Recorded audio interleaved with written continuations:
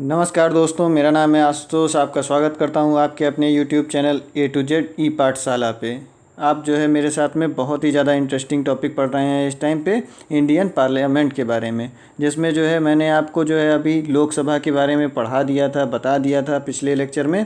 इस लेक्चर में हम जो है राज्यसभा के बारे में जानेंगे और जो है संसद की कार्रवाई के संचालन के बारे में जानेंगे। साथ में संसद के कार्य एवं शक्तियों के बारे में भी हम उसके बारे में जान लेंगे कि ये क्या क्या कार्य हैं और क्या क्या उसकी शक्तियाँ हैं। ठीक, इसको वीडियो पसंद आए तो इसे लाइक ज़रूर करिएगा, शेयर कर दीजिएगा। ये जो है बहुत ही इंपॉर्टेंट टॉपिक है, जो एग्ज़ाम की तैयारी कर रहे हैं उनके लिए भी, जो एग्ज़ाम की तैयारी नहीं भी कर रहे हैं उनके लिए भी ये जनरल नॉलेज में बहुत ही इंपॉर्टेंट टॉपिक है कि उन्हें भी इस बात के बारे में जानकारी होनी चाहिए और उन्हें भी इसके बारे में पढ़ना चाहिए। तो फिर टाइम हम ना वेस्ट करते हुए आगे शुरू करते हैं अपना जो है राज्यसभा के बारे में। हमने पिछले लेक्चर में ये चीज़ जानी थी कि संसद के 3 पार्ट होते हैं। कौन कौन से?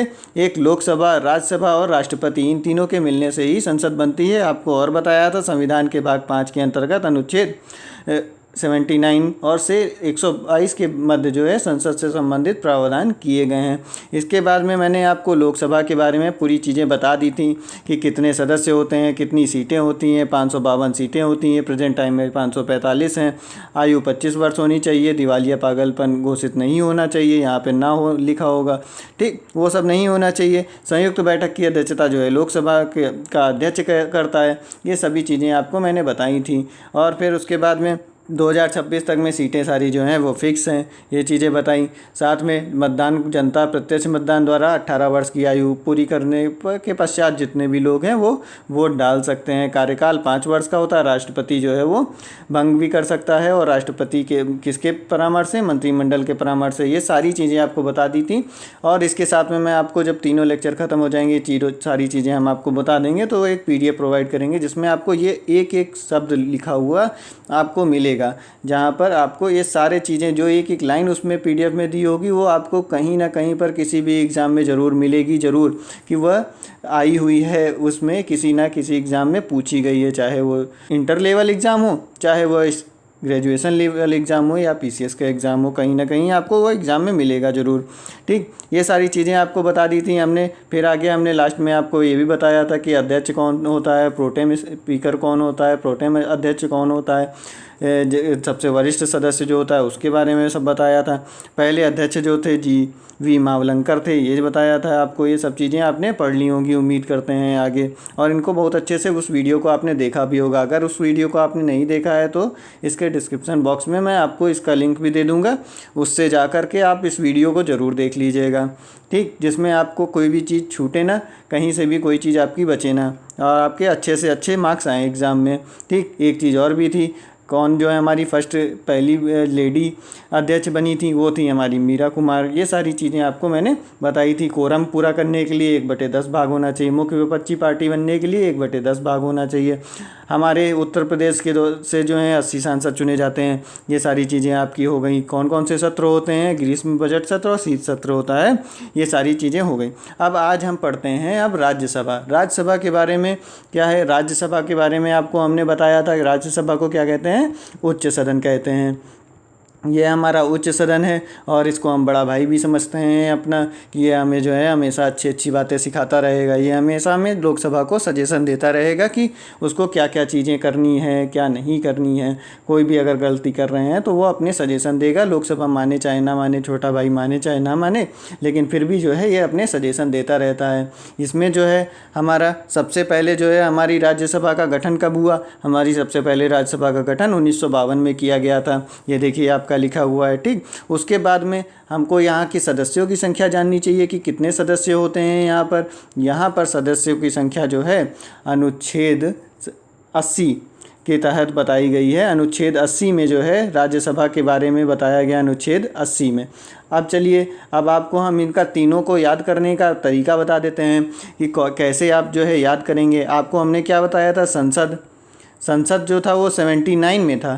ठीक, उसके बाद में आता है हमारा राज्यसभा। राज्यसभा जो होता है वह हमारा होता है 80 में, अनुच्छेद 80 में। फिर उसके बाद में हमारा क्या है? लोकसभा। लोकसभा जो है हमारा वह किस में है? वह हमारा 81 में है। ठीक, इस तरह से ये तीनों आप याद कर लेंगे। इन तीनों को ऐसे याद करना है जैसे संसद है, ठीक, संसद को आपको याद करना है खाली। यह 79 में सा से संसद 7 और दा से 10 होता है, इसको एक कम करेंगे तो 9 होता है। तो ये जो है हमारा 79 अनुच्छेद में ये दे रखा है। फिर उसके बाद जस्ट अगला एक जोड़ते हैं तो राज्यसभा आ जाता है, फिर अगला जोड़ते हैं हमारा तो लोकसभा आ जाता है। लोकसभा के बारे में जान लेते हैं। तो फिर इस तरह से आप इसको याद कर सकते हैं। अब इसमें देखिए सदस्यों की कुल संख्या कितनी है, 250 निश्चित की गई है।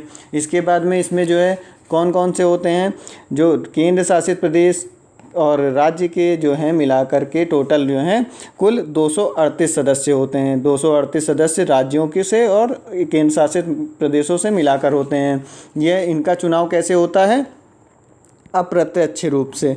हम लोग जो है वोट डाल के इनका चुनाव नहीं करते हैं, ठीक, वही चीज़ हो गई अप्रत्यक्ष। जिनको प्रत्यक्ष से हम जो है चुनते हैं जिनको भी, वो जो है हमें खुद वोट डालने जाते हैं 18 साल से ऊपर जो होते हैं। आपने राष्ट्रपति का भी सुना होगा, इनका भी प्रत्यक्ष तरीके से चुनाव नहीं होता है। हम लोग उनका प्रत्यक्ष तरीके से चुनाव नहीं करते, अप्रत्यक्ष जो है चुनाव इनका होता है, ठीक। अब इसके बाद में देखते हैं कितने सदस्य होते हैं हमारे, इसके बता दिए आपको 238। 12 से जो सदस्य होते हैं शेष, यह जो है राष्ट्रपति द्वारा मनोनीत किए जाते हैं। और वर्तमान में सदस्यों की संख्या जो है 245 है। इनमें से 229 सदस्य जो हैं राज्यों के हैं और उसके बाद 4 जो हैं वह केंद्र शासित प्रदेशों से हैं। इसमें जो 12 जो हैं वह मनोनीत सदस्य हैं। इस तरह से हमारा जो है ये पूरे सदस्य होते हैं। अब देखिए इसमें क्या है बता रहे हैं आपको। इसके बाद में यहाँ पर जान लीजिए आप, जो ये 12 सदस्य होते हैं जिनको राष्ट्रपति मनोनीत करता है, वह राष्ट्रपति द्वारा नामांकित जो किए जाते हैं वो ऐसे कौन से व्यक्ति होंगे, वो व्यक्ति जो होंगे वह सब साहित्य, ये इनको साहित्य में महारत हासिल होगी किसी को, या तो विज्ञान में महारत हासिल होगी, या फिर कला में, या फिर समाज सेवा में, ठीक, इन सब में। और भी जो है विशेष ज्ञान किसी न किसी में हो, अनुभव हो इनको व्यवहारिक ज्ञान में, इनमें जो है महारत इन्हें जैसे भी हासिल होती है, इस तरह से उनको राष्ट्रपति समझते हैं कि हाँ ये अच्छे हैं, इन्हें जो है नामांकित किया करते हैं वो, जिन्हें व्यवहारिक ज्ञान का अनुभव होता है, ठीक। इस तरह से जो है राज्यसभा में क्या है, प्रत्येक राज्य के प्रतिनिधियों का निर्वाचन उस राज्य की विधानसभा में निर्वाचित सदस्यों द्वारा किया जाता है। जो अप्रत्यक्ष वाली बात आपको बताई वही चीज़ है ये। इसका मतलब क्या है, हम लोग नहीं करते। वहाँ पे जो है किसी भी राज्य, जैसे जिस राज्य से राज्यसभा के सदस्य आएंगे, वहाँ के जो विधानसभा होगी, विधानसभा, ठीक, विधानसभा के सदस्य जो हैं वहाँ पर, जो निर्वाचित सदस्य, उनके द्वारा वहाँ पर उनको चुना जाएगा, वो फिर राज्यसभा में आएंगे। तो इसको क्या कहा जाता है, राज्यसभा के लिए निर्वाचित अनुपातिक प्रतिनिधित्व प्रणाली के अनुसार, ठीक। क्या होगा, एक पेज और ऐड कर लेते हैं यहाँ पे, तब बताएं आपको। हाँ, यहाँ पे अब देखिए क्या है इसका, अनुपातिक प्रतिनिधित्व पद्धति, ठीक। इसके द्वारा जो है के अनुसार जो है एकल संक्रमणीय मत द्वारा इनका चुनाव किया जाता है। फिर ये जो है राज्यसभा में आते हैं। और फिर आगे जानते हैं इसके बाद में, राज्यसभा का जो उम्मीदवार होगा उसकी क्या योग्यता होती है, योग्यता के बारे में जान लेते हैं। उम्मीदवार की आयु जो है 30 वर्ष से कम नहीं होनी चाहिए। उसके बाद में वह भारत का नागरिक होना चाहिए, भारत सरकार और राज्य सरकार के अधीन किसी सरकारी पद पर नहीं हो, और उसे पागल या दिवालिया नहीं घोषित किया गया हो। यह चीज़ें हैं। अब देखिए इसमें क्या है, ये चीज़ भी क्वेश्चन के रूप में आती है। आपको 4 ऑप्शन में 4 दे दिया जाएगा, जैसे एक एक पार्ट में बांट दिया जाएगा कि कौन सी योग्यता इसमें से नहीं है, या फिर इनमें से कौन सा जो है योग्यता है, ये चीज़ पूछ ली जाएगी। तो ये चीज़ें क्वेश्चन में आपकी बन के ये डायरेक्ट क्वेश्चन में आती है। ये चीज़ें देखते हैं हम। क्या इसमें राज्यसभा का एक चीज़ आपको बता दें, राज्यसभा का विघटन नहीं होता कभी भी, इसका विघटन नहीं होगा, कभी भी विघटन नहीं होता है, ठीक। अब ये जो है इसमें क्या होता है, सिस्टम चलता है। देखिए, राज्यसभा का 1/3 सदस्य जो है वह प्रति 2 वर्ष बाद जो है सेवानिवृत्त हो जाएगा, उनकी जगह पर नए सदस्य आएंगे। तो फिर उसी इस तरह से इनका जो कार्यकाल होता है वह जो है लगभग ये 6 वर्ष का होता है। इनका कार्यकाल 6 वर्ष का, राज्यसभा के सदस्यों का कार्यकाल 6 वर्ष का होता है। राज्यसभा के जो है न्यूनतम वर्ष आपको आयु बताई थी हमने कि कितनी होती है।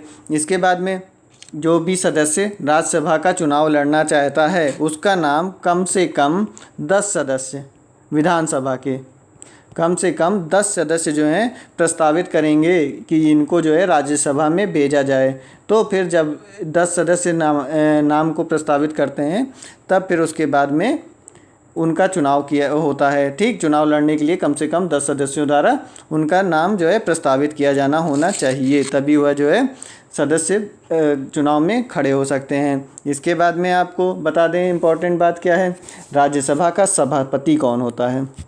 जैसे अध्यक्ष उसमें था वैसे इनके ही जो है सभापति कौन होंगे, अध्यक्ष कौन होंगे। इनका सभापति जो है राज्यसभा का सदस्य नहीं होता है। जैसे उसमें सदस्य था और उसको सारे सदस्यों ने, लोकसभा के सारे सदस्यों ने चुना था, फिर वह अध्यक्ष बन गया था। ठीक, इसमें ऐसा नहीं होगा, इसमें जो है वह सदस्य नहीं होगा।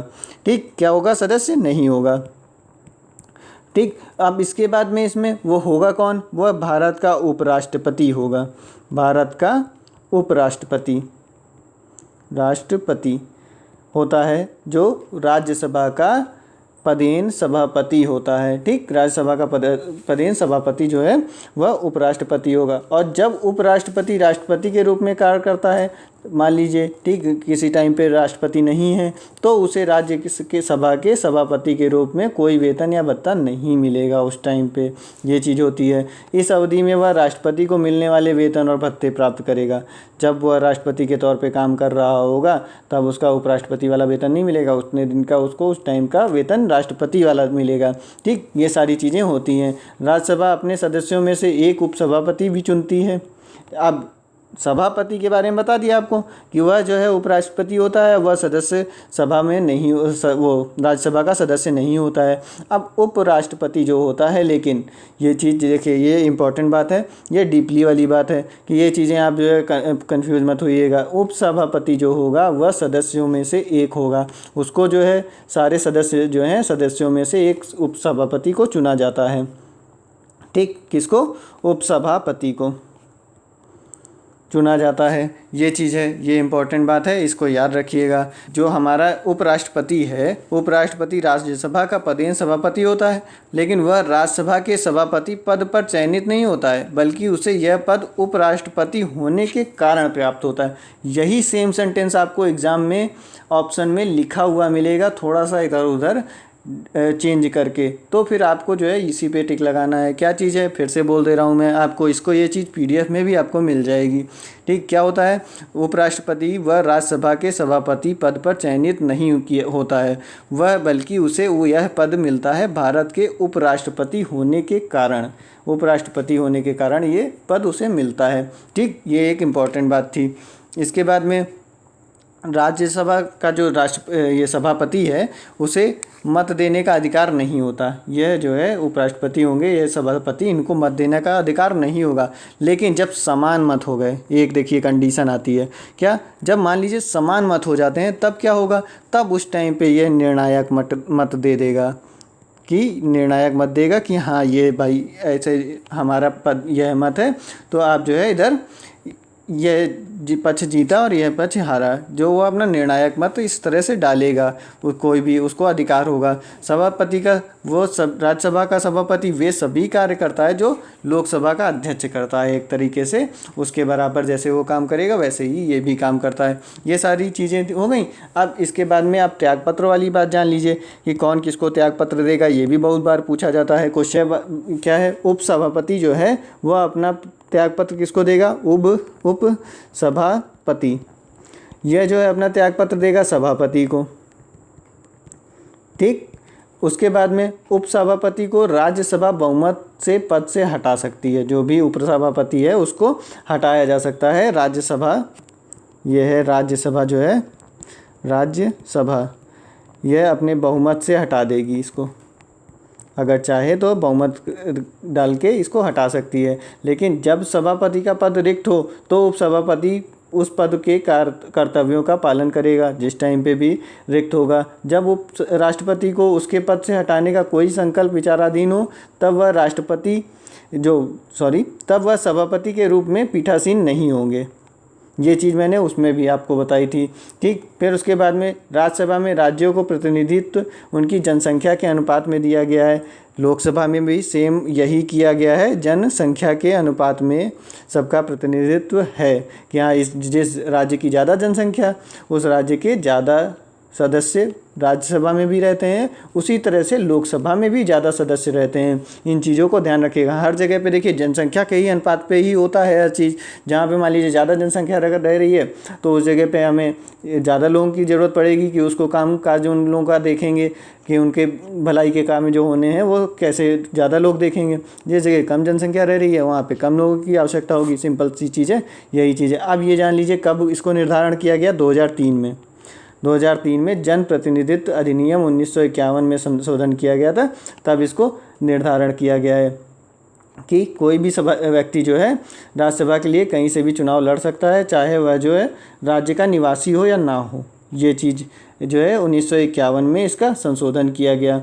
इसके बाद में एक चीज़ और बताते हैं आपको, भारत के संघ राज्य क्षेत्र जो हैं मात्र 2, दिल्ली और पांडिचेरी संघ राज्य क्षेत्र के प्रतिनिधि राज्यसभा में शामिल होते हैं। जितने भी केंद्र शासित प्रदेश हैं उनमें से 2 हैं खाली, दिल्ली और पुडुचेरी। ठीक, इन दोनों के ही खाली जो हैं राज्यसभा में सदस्य शामिल होते हैं। ये चीज़ एक अलग से क्वेश्चन आपसे पूछा जा सकता है। भारतीय संविधान की 4वीं अनुसूची में 4th अनुसूची में राज्यसभा के लिए राज्यों व संघ राज्य क्षेत्रों में सीटों के आवंटन का प्रावधान उल्लेखित है। कहाँ पर सीटों के बारे में बताया गया है, बताया गया 4वीं अनुसूची में। संविधान के अनुच्छेद 249 के तहत ये सभी चीज़ें आपको हम बता रहे हैं, वही सभी चीज़ें आपको PDF में मिल जाएंगी, उनसे पढ़ लीजिएगा। आपको वीडियो पसंद आ रही हो तो कृपया लाइक कर दें और अपने ग्रुप में शेयर भी कर दें, जिससे मेरा भी मनोबल बढ़ता रहे और आपको बहुत इंपॉर्टेंट चीज़ें मैं आपको बताता रहूं, जिसमें आपके कोई भी चीज़ें मिस ना हो। ठीक, 349 के तहत क्या है, यदि राज्यसभा अपने उपस्थित एवं मत देने वाले सदस्यों के कम से कम 2/3 बहुमत से ऐसा संकल्प पारित करे कि राष्ट्र सूची के किसी विषय पर विधि बनाना राष्ट्र हित में आवश्यक है तो संसद उस विषय पर विधि बना सकती है। ठीक, और उसके बाद में आप एक चीज़ और जान लीजिए कि अनुच्छेद 250 के अनुसार आपातकाल की स्थिति में केंद्रीय संसद को राज्य सूची में अंकित किसी विषय के संबंध में भारत के संपूर्ण राज्य क्षेत्र या उससे किसी भाग के लिए कानून बनाने की उसमें शक्ति होती है, परंतु आपातकाल की 6 महीने बाद जो है यह प्रावधान लागू नहीं रहेगा, वह प्रावधान अपने आप ही हट जाएगा। ठीक, चलिए अब इस तरह से जो है आपका ये जो है मेन राज्यसभा से संबंधित आपकी इम्पोर्टेंट बातें इस तरह से पूरी होती हैं। जो आपको सारी चीज़ें जाननी थी वो मैंने आपको सभी बता दी हैं। ठीक, इससे बाहर का जहाँ तक उम्मीद है कि कोई भी चीज़ क्वेश्चन नहीं आएगा। अब आगे हम जानेंगे क्या संसद की कार्रवाई का संचालन कैसे होता है। ठीक, संसद की कार्रवाई का संचालन जानते हैं। संसद के प्रत्येक सदन का प्रत्येक सदस्य अपना स्थान ग्रहण करने से पहले राष्ट्रपति या उसके द्वारा नियुक्त व्यक्ति के समक्ष 3री अनुसूची में दिए हुए प्रारूप के अनुसार वह शपथ लेगा और हस्ताक्षर करेगा। ठीक, फिर उसके बाद में वह जो है संसद की कार्रवाई के संचालन में भाग लेगा। संसद के प्रत्येक सदन के लिए गणपूर्ति सदन के सदस्यों की कुल संख्या आपको बताया था, गणपूर्ति या कोरम बोलते हैं उसको। कोरम जो है 1/10 होना चाहिए, तभी वो संसद की जो है पूरा होगा, तभी वहाँ की कार्रवाई चलेगी। इससे कम लोग में इसकी कार्रवाई नहीं चलेगी। फिर संसद के प्रथम अधिवेशन और उसके सत्रावसान या विघटन के बीच की अवधि को सत्र कहा जाता है। ये छोटी छोटी चीज़ें पूछी जाती हैं कि सत्र किसे कहते हैं।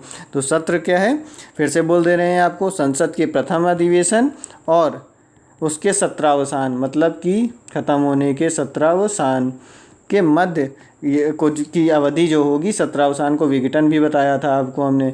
विघटन के बीच की अवधि जो होगी उसको सत्र कहा जाता है। एक सब और भी पूछा जाता है, ये क्या है? दीर्घावकाश।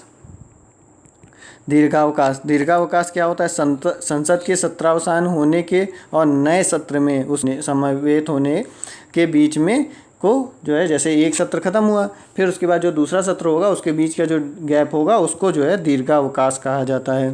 ठीक, अब उसके बाद लोकसभा और राज्यसभा की दैनिक बैठकों को स्थगित करने की शक्ति जो है लोकसभा के अध्यक्ष और राज्यसभा के सभापति को होती है। ये चीज़ मैंने दोनों में आपको बताई है।